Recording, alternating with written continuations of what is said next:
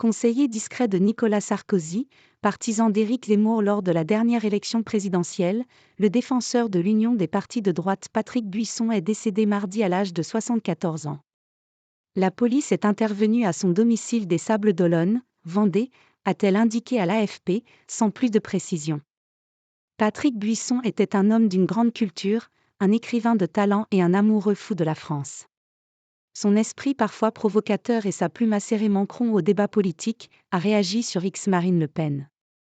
Il vit, avant beaucoup, les grands dangers qui menacent notre pays, a commenté de son côté le patron des Républicains Éric Ciotti. L'historien et essayiste a notamment été le conseiller de Nicolas Sarkozy quand ce dernier était à l'Élysée de 2007 à 2012. Et beaucoup de partisans de l'ex-président ont accusé ce promoteur du rapprochement entre la droite et les thèses du Front National d'avoir une responsabilité majeure dans la défaite de 2012. Il a contribué à décomplexer une grande partie de l'électorat de droite, reconnaissait à l'époque Marine Le Pen.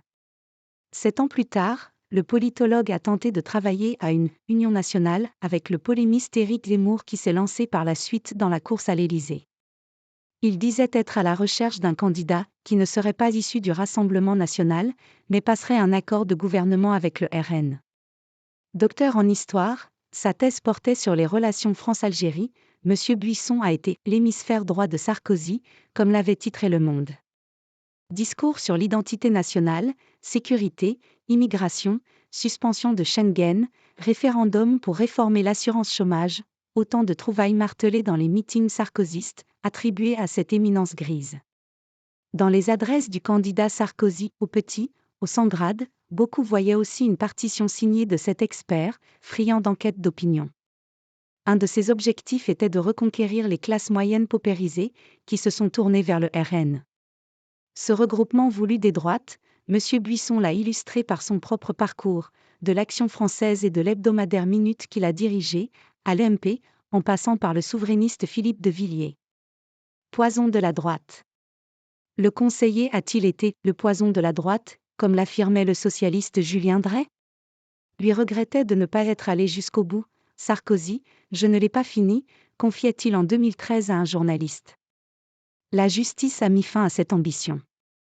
Patrick Buisson a été condamné en 2014 pour avoir enregistré à l'Élysée des discussions avec Nicolas Sarkozy ou avec son épouse Carla Bruni, sans leur accord. L'année suivante, il a été mis en examen dans l'affaire des sondages de l'Élysée, 130 factures pour des conseils, dont une quinzaine de sondages, payés par la présidence de la République sans appel d'offres préalable.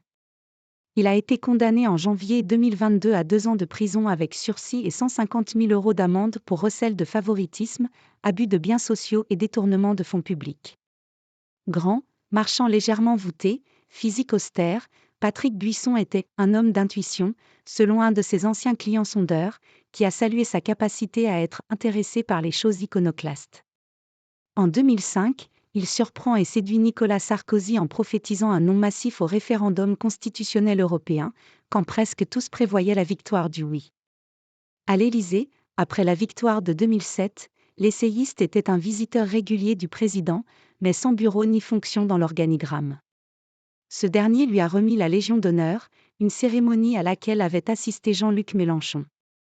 Tous alors sollicitaient ses conseils, son éclairage, se rengorgeait-il en privé, dans son bureau de la chaîne Histoire qu'il dirigeait, envahi par les livres.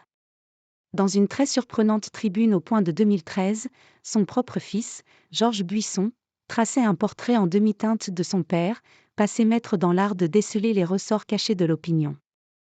Le texte s'achevait par une formule énigmatique, le semeur lançait aussi ses graines dans les buissons d'épines.